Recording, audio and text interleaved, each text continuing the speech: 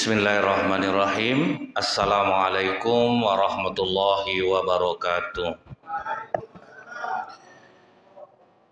Alhamdulillahilladzi wa huwal ghafurul wadud dzul arsyil majid fa'alu liman yurid. Asyhadu an la ilaha illallah wahdahu la syarikalah wa asyhadu anna Muhammadan abduhu wa rasuluh. Allahumma shalli wa sallim wa barik ala hadzal nabiyil karim wa ala alihi wa sahbihi ajmain. Yang saya hormati Bapak Ketua Masjid beserta pengurus, yang saya hormati alim ulama, tokoh masyarakat, cerdik pandai, Bapak Ibu, orang-orang tua saya, hadirin hadirat yang semoga kita semua senantiasa dirahmati oleh Allah. Tidak bosan-bosannya kita selalu mengawali dengan ucapan Alhamdulillahirabbil alamin, bersyukur kita kepada Allah. Allah masih berikan Bapak Ibu kekuatan iman, walaupun mungkin banyak kesibukan, tapi tetap duduk menjelang waktu Isya.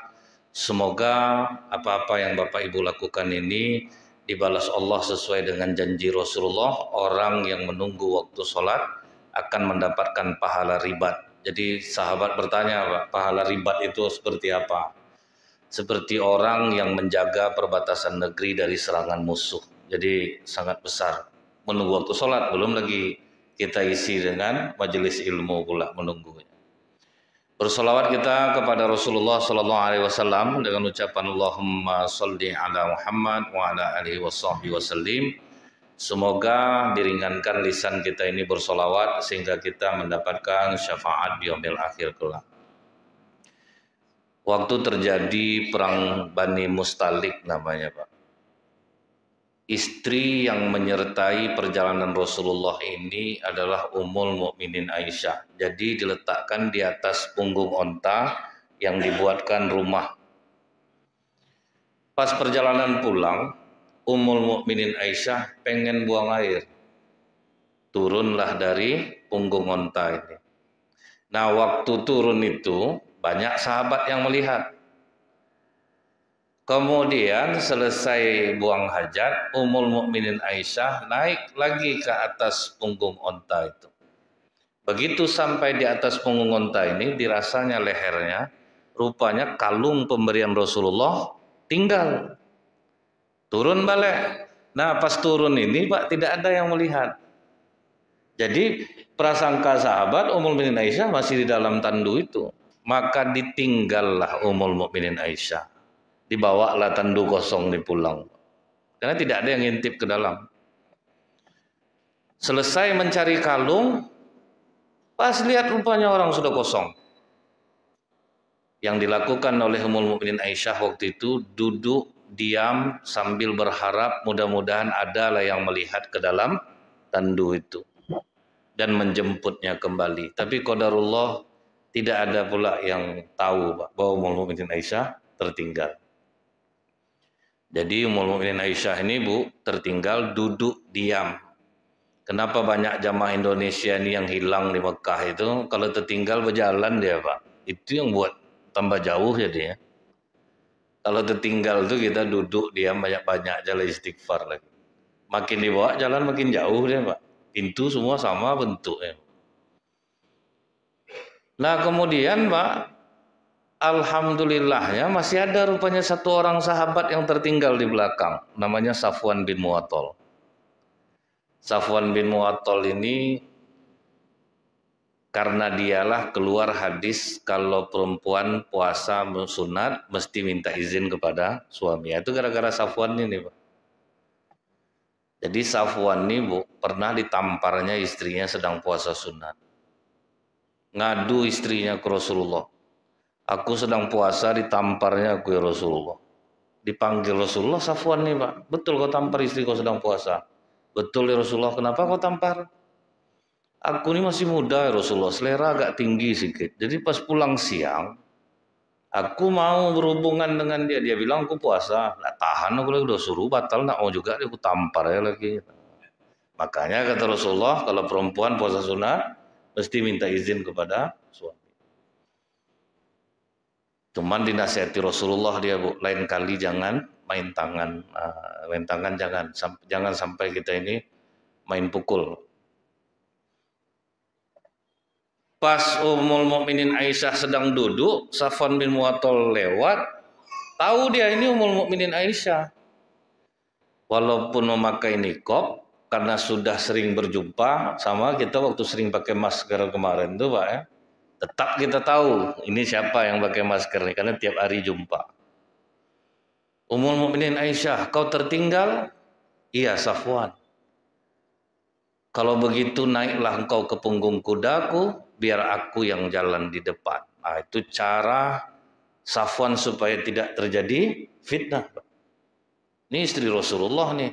Jadi dia jalan di depan sambil memegang kuda itu. Begitu sampai di Madinah, apa yang terjadi Pak? Fitnah. Jadi itulah Pak. Baik menurut kita harus kita sesuaikan dengan keadaan. Bapak pas naik sepeda motor, nampak istri tetangga bapak.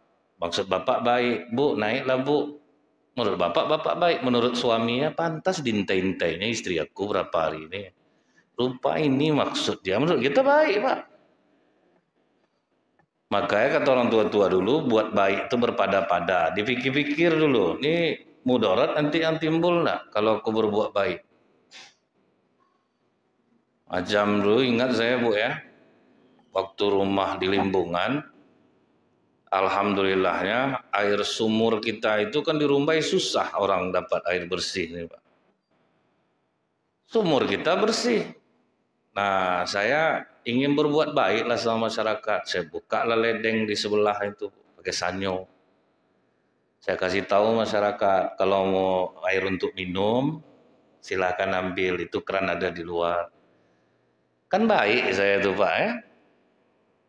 Rupa masyarakat bu hari pertama pakai botol-botol aqua kecil Pak, besok pakai jerigen bawa drum dia Pak, azab lah saya dibuat bayar listrik dibuatnya Bu.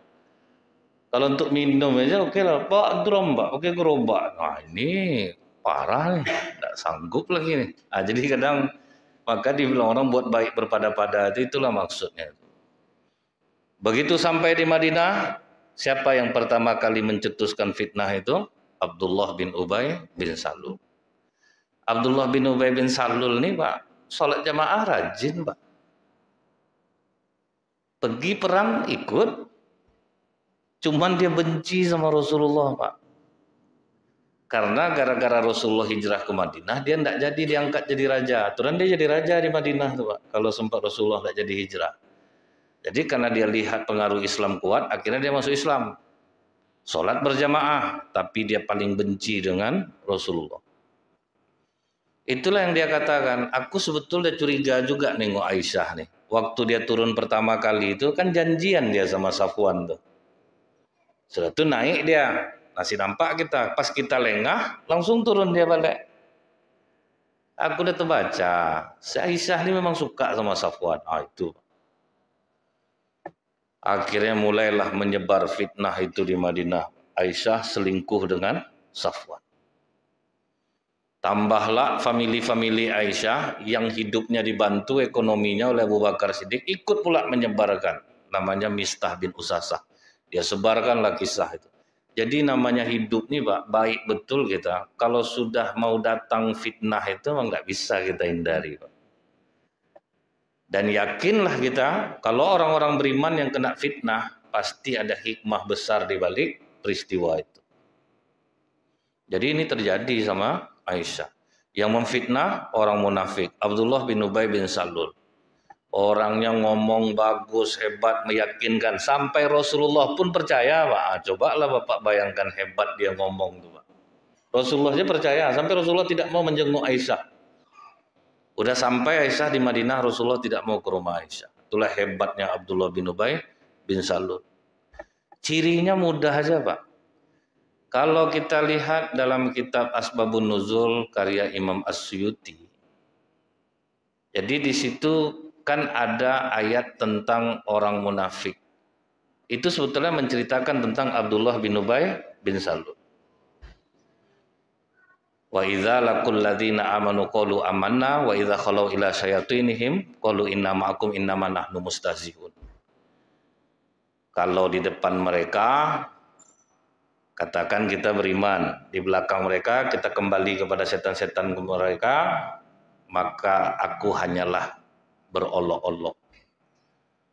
Ayat ini untuk Abdullah bin Ubay bin Salul. Jadi dia kalau jumpa sama Abu Bakar Siddiq, Pak, Masya Allah, seorang teman akrab Rasulullah, pembela Islam, mengawankan Rasulullah di dalam gua Sur, berkorban dengan jiwa dan raga. Hai Umar, Al-Faruq, sang pembeda. Jadi kan ada dapat bapak cirinya tuh Pak. Diangke-angkenya Bapak kalau ngomong sama dia, onde Pak Haji inilah Pak Haji. Kalau tidak ada Pak Haji donatur di masjid ini Pak Haji entah lah. Ini ibu nih betul-betul dahsyat pertama. Kalau udah macam itu orang ngomong sama Bapak, ingat aja kajian nih Pak. Ini Abdullah bin Ubay bin Salul nih. Diambung-ambungnya Bapak kalau ngomong, Masya Allah Pak Haji. Waduh. Kalau Pak Haji ini sedang terkentut makan Bu ya, minta maaf saya Pak, saya terkentut. Enggak apa-apa Pak Haji, kentut Pak Haji enggaklah busuk Pak Haji. Padahal pahit baunya Pak. Pak Haji inilah harus tahu Pak Haji, kentut ini nih di rumah sakit orang habis operasi Pak Haji. Nunggu kentut ini baru boleh makan dia. Wah, ini dia ya. Tapi coba orang miskin yang kentut Bu. Maaf Pak, saya terkentut otak, kau enggak ada. Kau orang makan kentut, kau beda perlakuan tuh Pak. Nah. Jadi kalau ada orang minta sumbangan ke Bapak, Pak Haji ini kemain, ingat aja lah kajian nih Pak. Itu ciri-ciri orang munafik. Suka melambung-lambung orang di luar batas kewajaran. Nah, itu. Dia bukan tidak boleh kita memuji dalam misalnya Pak. Pujilah orang sesuai dengan apa yang ada pada dirinya. Janganlah sampai berlebih-lebihan. Saya ingat dulu Bu ya, ceramah di rumah caleg. Jadi saya ceramah, ada ustadz yang tukang doanya lain lah Pak. Nah, jadi lain lah doa yang tukang doa, saya tukang ceramah, ustadz itu tukang doa. Ceramah saya normal-normal aja. Pas doa ustadz ini menjilat doanya Pak. Ya Allah ya Rahman ya Rahim, bercahayakanlah nama Bapak ini di kotak TPS nanti, sehingga orang hanya melihat namanya saja dan mencoblosnya. Geli saya dengarnya Pak. Sampai saya bilang sama dia, berapa betul amplop nih Tat, macam itu betul isi doa. Dia biasanya lah. Saya yakin caleg itu pun geli juga dia tuh Pak kan. Jadi kadang orang-orang macam Abdullah bin Ubay bin Salul nih sampai sekarang tuh masih ada. Rajin sholat tapi tukang fitnahnya tinggi Pak. Dia kadang macam ini, Pak, saya bukan menjelekkan orang nih Pak ya. Pak apa nih ngomong kemarin. Saya kan tidak enak juga. Saya dekat sama Bapak. Itu ciri-ciri Abdullah bin Ubay bin Salul Pak. Diadu-adunya pengurus masjid nih Pak. Aku kena dekat sama bang-bang. Itu tidak bisa macam itu tuh Bang. Aku, inilah gaya itu ciri-ciri Pak. Ini Abdullah bin Ubay bin Salul. Dalam Islam ini Bu, kalau ada orang menyampaikan berita buruk ke kita, ada dua sikap kita. Yang pertama, peluruskan apa yang dia bilang. Misal Ustadz dibilang orang gini-gini Ustadz, mungkin aja betul orang itu, insya Allah saya akan robah lah. Itu cara satu tuh Pak. Cara kedua, suruh dia pergi. Kalau kau punya berita buruk tentang aku, simpan aja. Tidak perlu kau sampaikan ke aku. Karena aku masih ingin berkawan baik dengan orang itu. Itu Pak. Kadang kita pelihara orang macam ini. Dia untunglah kau bilang, aku syukur betul kau dekat sama aku. Jadi tahu aku informasi tentang aku. Kita pelihara orang macam ini Pak. Jadi itulah Bu, disebarkan ya. Sampai Ummul Mukminin Aisyah pun heran Pak. Kok tidak ada Rasulullah menjenguk aku? Berita sudah semakin kuat menyebar, jadi jangan dikira di zaman Rasulullah itu tidak ada netizennya Pak. Lebih parah netizen lagi Pak. Langsung berhadapan lagi, nampak lagi orangnya Pak kan. Pas datang Ibunda Mistah bin Usasah ini bertamu ke rumah Ummul Mukminin Aisyah. Dia latah Pak. Pas dia tertungkup langsung terucap sama dia, celaka Mistah. Marah Aisyah, Bu, Mistah itu ahli Badar, orang yang dimuliakan oleh Allah. Kenapa kau bilang celaka? Maaf Ummul Mukminin, kau mungkin tidak tahu. Mistah ikut pula menyebar masalah tentang kau. Masalah apa? Masa kau tidak tahu udah tersebar di Madinah ini kau selingkuh dengan Safwan? Menangis Ummul Mukminin Aisyah mendengar ya Pak. Dia dituduh melakukan perbuatan sekeji itu. Pantas Rasulullah tidak pernah menjengukku. Siapa yang menyebarkannya? Abdullah bin Ubay bin Salul. Ummul Mukminin Aisyah bagaimana sikapnya Pak? Langsung dia pergi menemui Rasulullah. Ya Rasulullah, izinkan aku pulang ke rumah orang tuaku. Diantarlah pulang oleh Rasulullah. Tetaplah kau bertahan di sini Aisyah sampai masalah ini diselesaikan oleh Allah. Karena Rasulullah itu bertindak bukan berdasarkan hawa nafsu. Dipanggillah oleh Rasulullah dua orang sahabat. Ali bin Abi Thalib karamallahu wajhah dengan Abdullah bin Rawahah radhiyallahu anhu. Menurut kalian berdua, istri aku ini selingkuh. Kata Ali, tidak mungkin ya Rasulullah. Aisyah itu orang baik.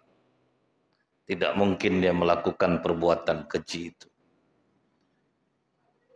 Kalau kau Abdullah bin Rawahah, coba aja tanya dengan orang yang paling dekat sama Aisyah, kan budaknya ya Rasulullah yang tiap hari sama dia. Panggil si Bara ini. Tanya sama dia, ada enggak gelagat aneh Aisyah ini kalau sama laki-laki? Jadi walaupun Rasulullah itu seorang Rasul Pak, masih mau minta pendapat orang. Dan dicari pendapat orang yang baik-baik. Maksudnya itu Pak, orang-orang yang terpercaya. Makanya kalau rapat di masjid itu Pak, tidak perlu masyarakat diundang banyak-banyak. Cukuplah pengurus inti Pak kan. Mana orang yang baik-baik itu yang kita minta pendapatnya. Kalau semua diundang Pak, tidak tahan kita Pak. Dia permintaannya macam-macam. Masalah kupon kurbannya kadang berkelahi orang tiap tahun Pak kan. Bapak nih ikut kurban, dapat kupon kurban. Itu dia panitia lah, dapatlah kupon panitia. Istri panitia lah, dapatlah kupon lagi. Anak 5 orang panitia semua, untuk dia daging lagi Pak. Balik modal dia Pak kalau ikut kurban, balik modal tuh. Kalau berapa kilo tuh Pak, lumayan kupon kurban. Kadang di rapat harus macam itu. Kita samakan aja lah dengan tahun kemarin. Nah itu terus gaya itu Pak. Tidak mau mengalah sedikit pun. Jadi kalau diundang kepala orang rame-rame tapi orang-orang baik, diajak dia rapat, ditanya pendapatnya, insya Allah pasti baik lah yang keluar. Cuman kadang pas rapat-rapat di masjid ini orang tidak pernah ke masjid lah, yang ramai datang Pak, itu tuh yang payah kita kan. Jadi ini perlu ketegasan nih Pak. Ya Rasulullah mana Pak? Tidak Umar dibawanya, tidak ada Utsman dibawanya Pak. Untuk pendapat Ali Abdullah bin Rawahah. Jadi Rasulullah itu kelebihannya meletakkan seseorang itu pada tempatnya Pak. Sesuai dengan kematangannya masing-masing. Macam Umar Bu. Jalan yang dilalui Umar aja, iblis tidak boleh, tidak berani lewat Pak. Cuman Umar tidak boleh jadi imam sama Rasulullah Pak. Walaupun tauhidnya tinggi, karena suara Umar kurang bagus. Kemudian kalau jadi imam menggigil makmum dibuatnya, dia meluruskan saf pakai pedang Pak. Salah, lewat jempol. Jadi siapa yang boleh menggantikan Rasulullah jadi imam? Abdurrahman bin Auf, kalau tidak Abu Bakar Siddiq. Jadi Rasulullah itu tahu dia menempatkan. Yang azan boleh cuman 2, Bilal bin Rabah dan Abdullah ibnu Umi Maktum. Jadi tidak sembarangan Pak. Orang-orang yang bersuara bagus. Jadi saya mohon Pak, kalau suara Bapak buruk jangan azan Bapak di masjid Pak. Berdosa orang dibuatnya. Aturan mau orang jamaah jadi tidak dia Pak. Siapa yang azan? Macam serinai suaranya. Azan juga. Kadang kan di masyarakat tuh ada Bu ya, gara-gara istri biasanya tuh, karena dia udah senang suaminya mau ke masjid Pak, pas pulang suami maghrib, abang azan tadi maghrib deh, bagus suara abang deh, abang tadi tuh dia merinding adek dengarnya bang, tuh candu dia azannya dia Pak. Jadi kalau besok jujur aja Bu, bang udahlah azan tuh bang, malu aku udah banyak orang ngomong soal abang lah bang, suara abang macam itu, sedangkan diam aja bang udah tidak bagus, apalagi bersuara. Jadi bagus jujur aja lagi Pak. Tidak bisa sembarang-sembarangan tuh Pak. Nah kemudian setelah dipanggil Bara, ditanya ke Bara ini Pak, budak Aisyah, budak Ummul Mukminin Aisyah. Kau ada enggak melihat gelagat yang aneh Aisyah ini kalau sama laki-laki? Langsung Bara menegaskan, tidak ya Rasulullah. Di hati Aisyah itu cuma engkau cinta, tidak ada yang lain. Dia memang masih muda ya Rasulullah, tapi dia tidak seperti itu. Nah, agak tenang hati Rasulullah. Kalau sempat salah kita ngajak orang ngobrol, Bu, menurut kau selingkuh enggak istriku? Udah jelas tuh. Aku kalau udah macam itu ku tinggal kan tuh. Nggak bisa, kan bahaya tuh Pak, dapat kawan macam ini. Nah kawan banyak ke kiri macam itu Pak, kalau berpendapat tuh. Jarang yang positif. Baru Rasulullah memanggil Abdullah bin Ubay bin Salul. Kau punya saksi enggak menuduh istri aku selingkuh? Waktu itu belum turun surah An-Nur lagi Bu, yang menerangkan kalau nuduh orang berzina mesti ada 4 orang saksi yang menyaksikan masuknya kelamin laki-laki ke dalam kelamin perempuan. Berat enggak syaratnya itu Pak? Jadi jangan asal nuduh orang berzina Bu. Berat syaratnya Pak. Artinya apa itu? Jangan mudah menuduh orang. Makanya di zaman Rasulullah tidak ada orang yang tertangkap berzina, melainkan karena pengakuan sendiri. Karena syaratnya berat Pak. Bayangkan Bu, misalnya ada orang berzina, berlarilah bapak nih ke masjid. Pak Imam, kita berdua baru, panggillah Pak RW sama Pak RT biar 4 orang. Udah berempat dia Pak RW manjat ke atas, nggak enak latih Pak RT. Gantian lah Pak RW itu gitulah Pak. Jadi kan berkelahi lah gara-gara itu. Ini misal nih Pak, ini misal. Jadi itu maksudnya itu tidak mungkin gitu. Jadi Rasulullah itu menutup kita jangan mudah menuduh orang berzina. Kalau bisa diminimalisir, minimalisir dulu. Karena Islam ini agama yang melindungi aib Bu. Jadi nampak orang sudah mulai mencurigakan, nasihati dia, jangan ya pulang lagi ya, ini hari sudah malam. Ini kadang di masyarakat kita tunggu dulu, udah masuk dia berdua ke dalam, kita tunggu 15 menit, baru kita gerebek. Itu lebih besar dosa yang gerebek loh Pak. Karena memang sengaja mencari-cari kesalahan orang. Sementara kalau misalnya la tahassasu wa la tajassasu, nggak boleh Pak, mengintai-intai mencari kesalahan orang. Di zaman Imam Ahmad bin Hambal ada perempuan tukang mandikan jenazah Pak, lengket tangannya ke badan perempuan itu, tidak bisa dilepas. Akhirnya datang Imam Ahmad bin Hambal, coba kau jujur, apa di hati kau ketika kau memandikan dia tadi? Sambil menepuk-nepuk badannya aku katakan, dasar pelacur, sudah berapa laki-laki yang tidur bersamamu?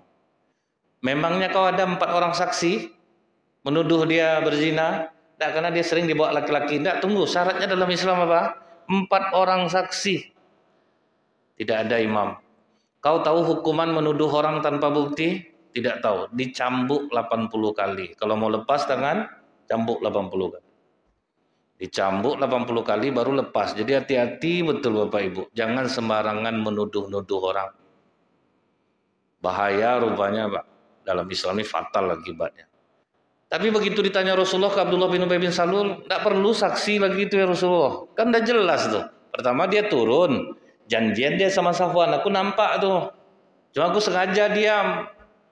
Tuh naik dia balik, pas kita lengah turun dia diam-diam. Aku perhatikan tuh. Oh, itu jahatnya Pak Abdullah bin Ubay bin Salul. Akhirnya diam aja Rasulullah lagi. Sampailah Rasulullah menemui Ummul Mukminin Aisyah. Begitu ketemu Pak, apa kata Rasulullah? Aisyah, kalau memang kau melakukan perbuatan keji itu dengan Safwan, minta ampunlah kau sama Allah. Ya mana tahu kau khilaf atau apa, minta ampun kau sama Allah. Tapi bila memang tidak kau melakukannya, mudah-mudahan Allah akan membersihkan diri. Ngamuk Aisyah Pak. Aku tidak akan pernah minta ampun kepada Allah untuk dosa yang tidak aku buat. Dari cara kau bicara ya Rasulullah, kau telah menuduh aku. Biarlah kesabaran yang indah diberikan Allah kepadaku. Artinya di sini Bu, kalau istri benar, dia boleh melawan kepada suaminya. Jadi ibu-ibu yang tertahan-tahan selama ini, balik dari sini melawan lah. Itu bukan pendapat saya Pak. Makanya Umar dulu pernah ngamuk sama istrinya Bu. Kok berani kau melawan aku sekarang kata Umar. Karena di Mekah yang lebih dominan laki-laki. Di Madinah yang lebih dominan perempuan, Pak.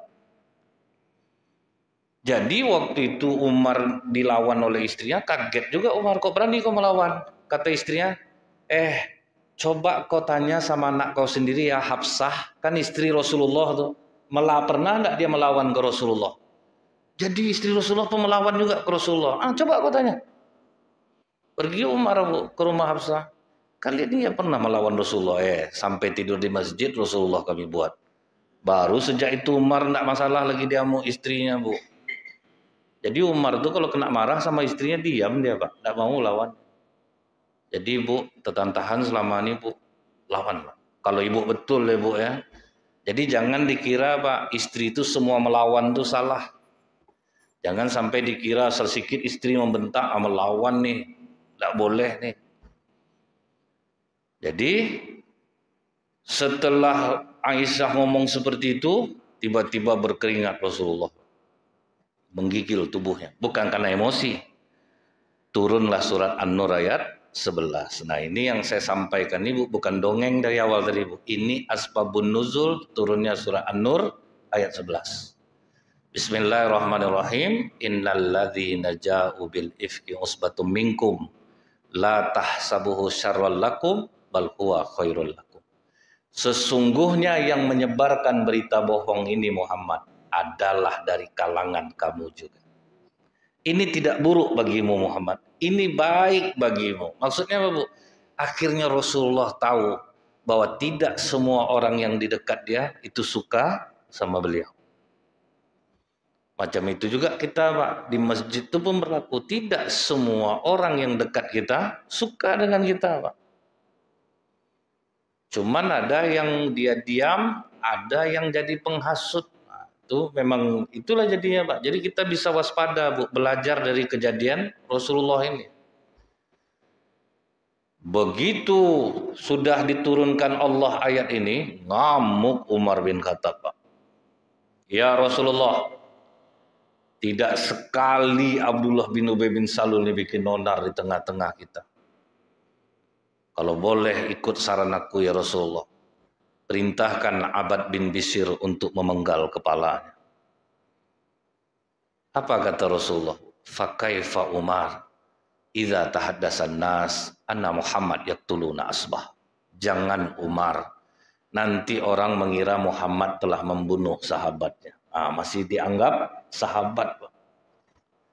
Itulah akhlak Rasulullah yang mulia itu ya Bu ya. Udah macam itu orang membuatnya Pak mau hancur rumah tangganya.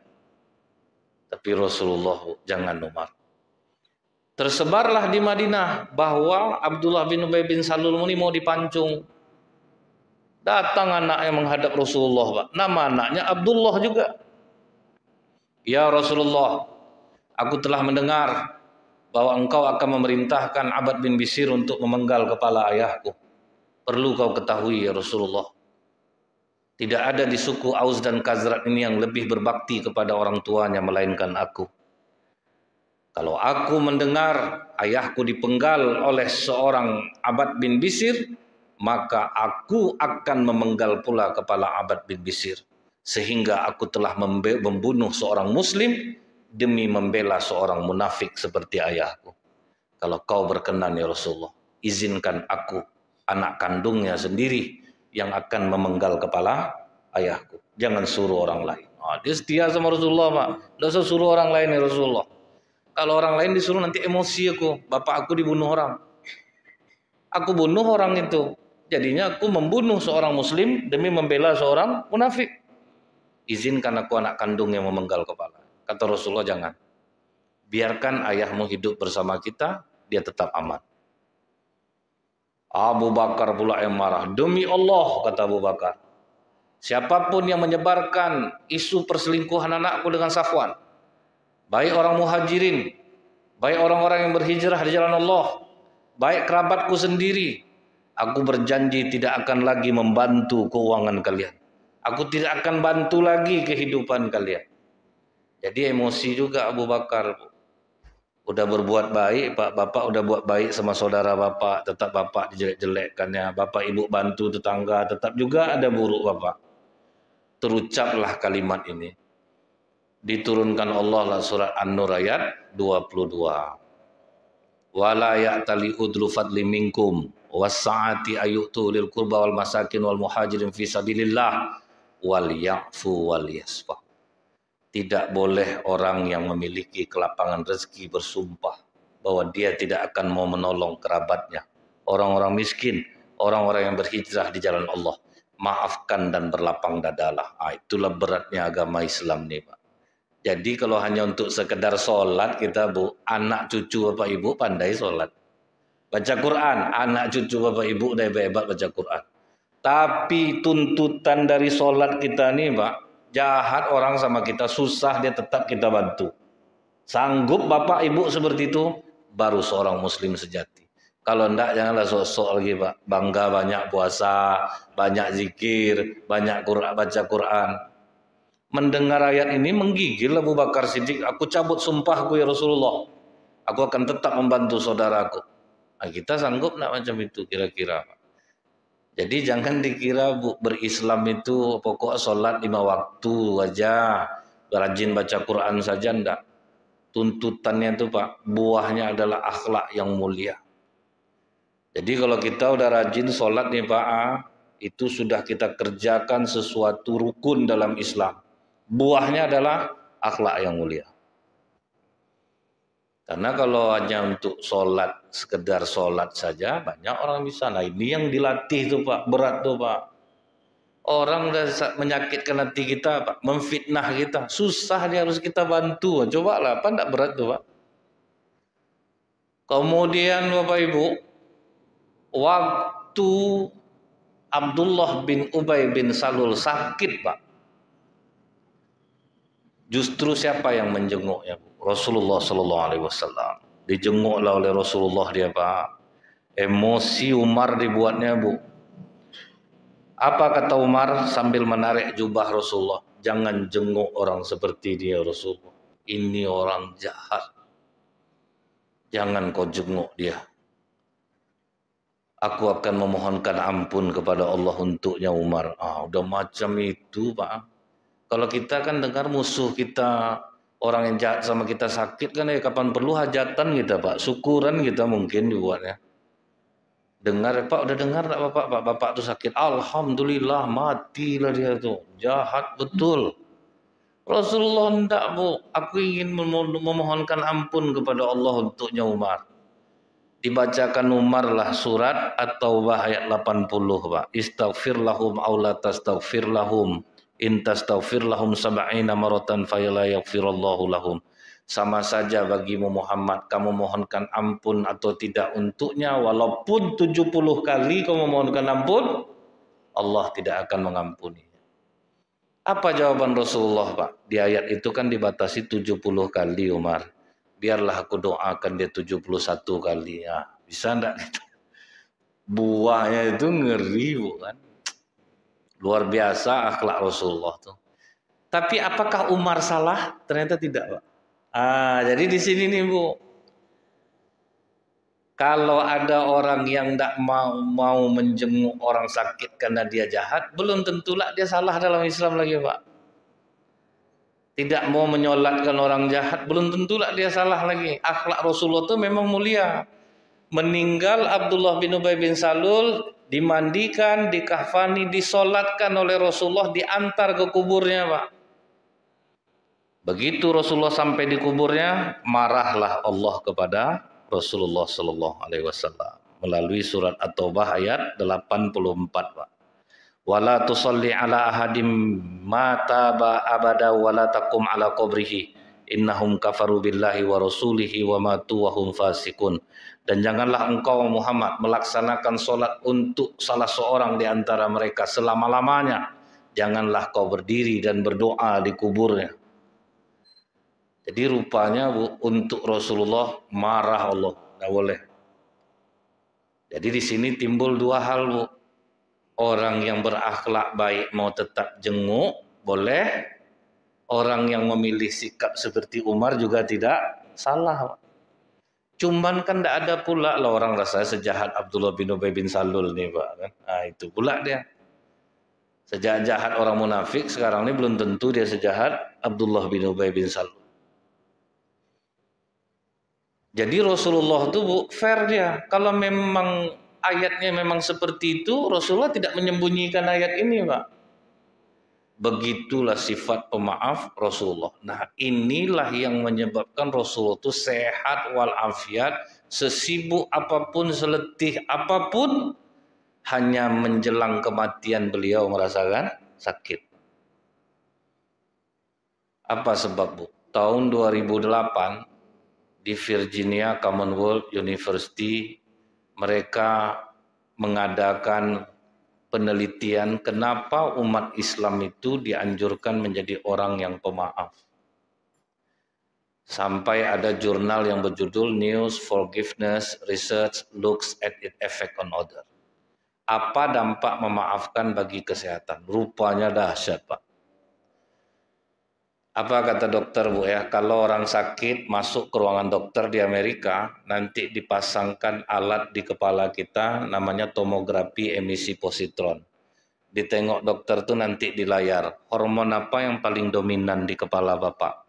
Kalau hormon kortisol dan adrenalin, dokter langsung nembak, Bapak ada sakit hati ya sama orang.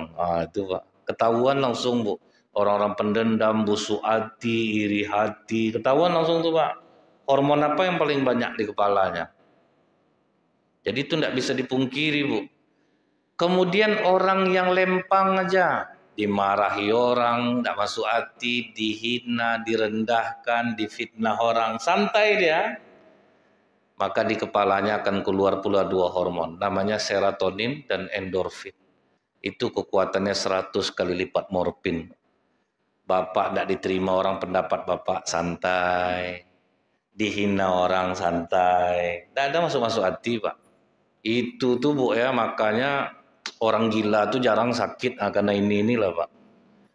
Hormon dua ini banyak di kepalanya. Orang gila tuh, Pak, Bapak hina dia, santai dia, Pak. Tidak ada masalah sama dia.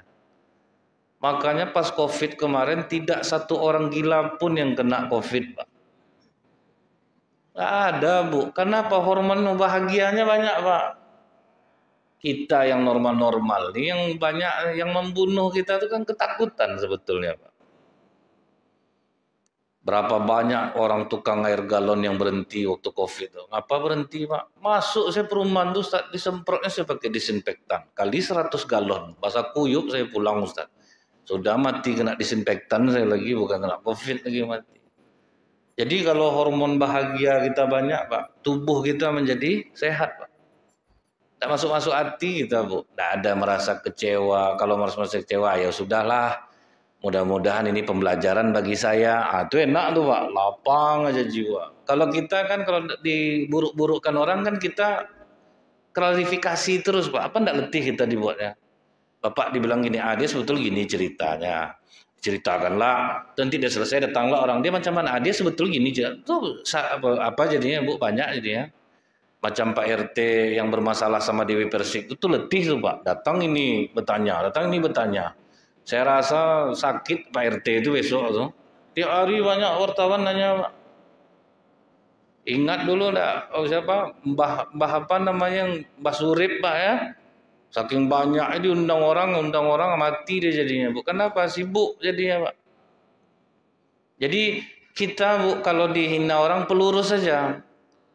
Ibu dibilang ibu tuh gini, Bu, ya bisa jadi dia benar. Mudah-mudahan bisalah saya berubah. Itu mati langsung setannya itu, Pak. Jadi itu rahasianya, Bu ya, kesehatan tuh. Kita bisa lapang jiwa, jangan masuk-masuk hati. Jangan pernah merasa kecewa, karena kalau kita orang yang beriman, tidak mungkin Allah akan menganiaya kita. Tapi bagi orang-orang yang mau belajar dari kesalahannya, Pak. Sama orang bilang, Bu ya, saya udah rajin sholat, Pak. Tapi ngapa rezeki saya juga susah. Sebetulnya kadang bukan Allah yang salah. Sikapnya yang membuat kerja jauh dari dia. Sikapnya membuat rezeki jauh. Karena saya perhatikan banyak juga orang rajin sholat ini suka ngeluh, Pak. Suka memburuk-burukkan tempat kerjanya, Bu. Jadi kalau mentalnya seperti itu, ya dia yang menjauhkan rezeki dia. Bukan Allah yang salah, dia yang salah. Ibu dagang harian, muka ibu cerungut aja bu jualan tuh, mana orang mau beli pak? Dipilih-pilih orang telur ngamuk lah ibu tuh, saya pilih telur tuh sama bentuk semuanya. Itu enggak mau orang belanja lagi pak, bukan Allah yang salah lagi. Kalau orang yang pemaaf bu, tidur dia tidak membawa masalah. Kalau tidur tidak membawa masalah, keluar 3 hormon. Melatonin, setakolamin, agrinin, paropisin. Begitu bangun, keluar HGH, Human Growth Hormone. Hormon awet muda. Jadi macam bapak ibu nih, sampai ragu saya macam umur 27, 18, 31. Karena apa? Pemaaf pak. Tidak pendendam, lapang jiwa. Itu gunanya kita ngaji nih pak. Itu yang membuat lapang jiwa kita. Baik, mungkin itu saja lupa. Lama muak lah Bapak nengok saya nanti. Subhanakallahumma bihamdika asyhadu alla ilaha illa anta astaghfiruka wa atubu ilaik. Assalamualaikum warahmatullahi wabarakatuh.